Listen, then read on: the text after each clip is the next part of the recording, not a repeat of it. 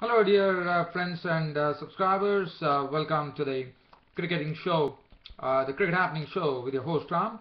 Um, on a Sunday's cricket happening show, what we are going to look at is the warm-up matches for the World Cup 2015 started off today, and the first match was today played between Australia and India at the Adelaide Oval. India continued to struggle. As I said, Australia are definitely having the wood over India after having a win in the Tri-Series, and India once again struggled, I would say. We'll have a look at that, where India actually lost the match by a huge margin of 106 runs. So that is not something that India would like to do. India have to really pull up their socks if at all they need to stand a chance of even reaching the semi-finals, according to me. Other than that, there is sad news coming in from the world of cricket. This is what there was a person by the name Richard Austin. Now, Richard Austin is a player who was an off-spinning all-rounder. He was an all-rounder, and he was a very talented all-rounder at that. In fact, he played a few Test matches, and then he went into the Kerry Packer era, where he represented West Indies, and that was the time his talent was really shown to the world. But very unfortunately, so after the Kerry Packer series was over, there was a dribble tour of South Africa that started, and he went on the dribble tour of South Africa. And after that, once he had taken the dribble tour, it was all over for Richard Austin, and it was goodbye to cricket, as he was banned. And after that, it was something which would say that from glory he went into real penury there, because he was almost into the streets in the West Indies, which was very sad, because he was such a talented bloke. And the news that is given from the world of cricket today is that this unfortunate person, Richard Austin, who actually probably killed his career, one could say, has passed away at the age of 60, which was very sad to hear. So really some condolences to his family members for this wonderful cricketer who passed away. Then we'll have a look at some cricket news, and some cricket news which is coming. Once again, Pakistan, who have been the other day we saw Junaid Khan being out, and there is more bad news for Pakistan now, and that is not something that Pakistan would have definitely wanted, and that is, I would say, it is more shocking. Mohammad Hafeez, the frontline batsman, has been ruled out of the Pakistan team in the World Cup 2015, and that is absolutely bad news for the Pakistani fans. But unfortunately, that is the case, and Nasir Jamshid would be his replacement. But first, let's have a look at the warm-up match which was played between Australia and India. It was the first warm-up match which started off the ICC World Cup 2015 warm-up matches, and the first match was between Australia and India. Well, Australia, they went on to a big total of 371 all out, and David Warner started off right from the word go, one could say, as he slammed 104 of 83 deliveries with 14 fours and 2 sixes, and Aaron Finch making only 20 of 20 balls with 4 fours, Shane Watson making 22 of 17 balls with 3 fours.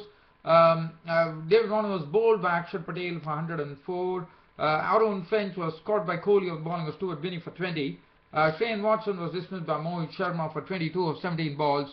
And then Stephen Smith, who has, as you know, we all know that he has been in some pink form of late, whether it be as a captain or as a player or as a batsman. And today he was bowled by Umesh Yadav for 1, and what a relief that would have been for India to see the back of Stephen Smith. George Bailey contributed a very nice 44 of 66 with 6 fours, but the icing on the cake was done by Glenn Maxwell, as he went on to slam the Indian bowlers left, right and centre, as he slammed 122 runs of just 57 deliveries with 11 fours and 8 sixes. It was a spanking innings, and he was retired out because he just wanted to because they wanted to give a workout and sort of match practice to other players. Glenn Maxwell retired out at 122. Mitchell Marsh made 21 of 26 balls with 1-4. Mitchell Johnson making 19 of 12 balls with 4 fours. Mitchell Starc was out for a duck. Cummins was out for 5. Doherty was not out or not. And Australia ran a very big total on the board of 371 all out. As far as the Indian bowling was concerned, Binny was costly, 1 for 41 for him. Bhuvaneshwar Kumar also gave away runs, 5 overs, no maiden, none for 31. Mohammad Shami, the costliest of all, 9.2 overs, no maiden, 83 runs and 3 wickets, got some real spanking at the hands of Glenn Maxwell. Umesh Yadav, 9 overs, 102.52, was the only one who bowled with some stability, one could say. Mohit Sharma, 6 overs, went for 62 runs, and as you know, Mohit Sharma is the replacement for Ishan Sharma, who is out of the World Cup, and he was absolutely spanked. 2 for 62 of only 6. Ashwin, 6 overs, 1 for 29, bowled well. Patel also came in for some severe tap at the hands of the Australian batsman. 5 overs, no maiden, 147. Especially it was Glenn Maxwell who manhandled him. 5 overs, 47, and Jadeja bowled 2 overs, none for 19. As far as India were concerned, India were chasing 371 to win. Well, they definitely lost Rohit Sharma pretty early in the piece, as he was caught by Finch on the bowling of Hazelwood for 8 or 14 balls with 1-4. But one good thing that happened for India is that Shikhar Dhawan showed some form here in making 59 or 71 balls with 5 fours, and that would have really given some sort of heart to Shikhar Dhawan to look forward to the World Cup 2015. Virat Kohli he played some 3 exquisite strokes, but he was gone, bowled by Starc for 18 of 20 balls with 3 fours. Ajinkya Rahane was the highest scorer by making 66 of 52 balls with 8 fours. Raina was run out for 9. Ambati Rayudu played a neat little innings where he played some very good strokes, making 53 of 42 balls with 4 fours and an equal number of sixes. Dhoni was out for naught of the very first ball that he faced from Patrick Cummins. Binny was bowled by Johnson for 5. Jadeja indulged in some good play there, making 20 of 26 balls with 2 fours. Akshar Patel was not out on 5, and it's good to see Akshar Patel at least get something on the board after really struggling in the tri-series, not getting a bat to ball. Ashwin made 1, and Indian innings terminated at 265, and thus Australia winning the first World Cup warm-up match here by 106 runs, and I thought it was a huge win for Australia there. Looking at the Australian bowling, Mitchell Starc 4.1 overs, no maiden, 2 for 16, bowled well. Johnson 6 overs, 226. Hazelwood 6 overs, 2 for 25. Marsh 6 overs, none for 38, was costly. 7 overs for 51 for Xavier Doherty, who got in, was the only bowler who was really hit for runs by the Indians. Maxwell 4 overs for 29, 3 overs, none for 21 for Watson. Cummins bowled 6 overs, 1 minute, in which he picked up 3 wickets for 30 runs. Stephen Smith 3 overs, cost him 26. Glenn Maxwell of Australia was named man of the match. So that really says that India has a lot of hard work to do.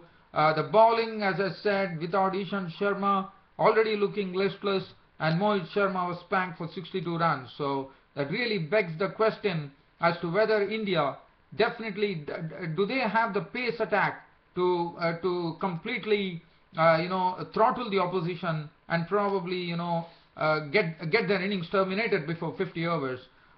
Sincerely, with this pace bowling attack that India has, and especially lacking Ishan Sharma, I have a sincere feeling that India, with the pace bowling, the batting is absolutely, there's no problem about the batting. The batting is absolutely strong, but as far as the pace department is concerned, I'm sure India is going to struggle in this World Cup. But again, if they are going to lift themselves up and they are going to show that Bhuvaneshwar Kumar, Mohammad Shami, Umesh Yadav, they are really going to show that what they are capable of, then I would wish good luck to India. Other than that, I think the bowling resources are the ones which are probably raising a question mark as far as India is concerned. So let's leave from here, and as I said, I gave you the news that today there was a player by the name Richard Austin of West Indies. He didn't play a lot of matches. In fact, he played 3 test matches, then he went to, he played in the Kerry Packer era. You would remember in 1978, we are talking about 1970s, and he was dropped from the West Indies team. Then he undertook the Ribble Tour of South Africa, and one was told he was very, very talented. He was an off spinner, but he was also a good batsman. And that was the 1982-83 rebuild tour of South Africa that Richard Austin went. And after that, Richard Austin, who was a very talented, and one probably saw a big future for this player Richard Austin, but unfortunately everything was brought to an end as Richard Austin went on the dribble tour, and after that there was nothing that Richard Austin could do to come back, as it was all over for Richard Austin. And then finally I was told that he almost went into the streets, and finally it was all over, as today unfortunately he passed away at the age of 60, which was sad, but I was told he was a real, and I'm also told that at this time they were actually in fact he was known as the right-handed Gary Sobers, so that is a big I would say big title which was given to him. So that really shows you all that that Sir Gary Sobers, he was compared to Gary Sobers was a left-handed batsman, and he was compared to Gary Sobers, and they were calling him the right-handed Sobers, even with his limited matches that he played. So that really tells you that what a talented bloke he was. But unfortunately, that his career has ended in a very, very sad way, unfortunately. Well, so that is as far as that is concerned. And then once again we get on to the World Cup cricket news. World Cup 2015 cricket news again for Pakistan. They have been having a lot of problems. They had Junaid Khan getting out of the team, and now the news is that Mohammad Hafeez, the frontline opening batsman who would have probably partnered Ahmed Shahzad, and I thought their opening combination was getting a bit settled, I suppose. But unfortunately, that is also another blow for Pakistan's chances in the World Cup, because now they have lost two big names as far as the team is concerned. One is Junaid Khan, the left-arm pace bowler, and now Mohammad Hafeez, the frontline opening batsman, is gone, and Nasir Jamshed is the opener who's going to replace him. And well, I know that they had to replace a batsman with a batsman, but as I said, I'm still looking towards Saeed Ajmal getting a look in, because Saeed Ajmal, as I said, would make a great difference to the team, no doubt about it. And that is what I am looking out for, but that is not something which is in place right now. Other than that, I don't think there's nothing else to really talk about today as far as cricket is concerned. And we are so that is what. So the World Cup warm-up matches have started. I'm just trying to see which is the next warm-up match that we are having. Well, the next warm-up match that we have is coming on. It's New Zealand versus Zimbabwe. I'm told it is on 9th of February. So we are looking tomorrow. We have two warm-up matches tomorrow. In fact, looking at my fixture list here, I have three matches coming up as far as the ICC World Cup 2015 warm-up matches are coming. Tomorrow, New Zealand take on Zimbabwe at Lincoln, and then South Africa take on Sri Lanka at Christchurch, and Bangladesh are taking on Pakistan at Sydney, and England will take on the West Indies at Sydney. So we have four matches tomorrow as far as the ICC World Cup 2015 warm-up matches are concerned. On this note, dear fans and subscribers, it is time to take leave on this cricket happening show. Hope you all enjoyed my cricket show. Just keep yourself glued to my cricket happening show tomorrow. I'll be back with a real summary of all those four warm-up matches which are played in the ICC Cricket World Cup 2015. So that's it from me, your host Ram, this on a Sunday on this cricket happening show. More in the next cricket happening show with some warm-up matches, updates and summaries. Until then, it's goodbye for Sunday. Thank you.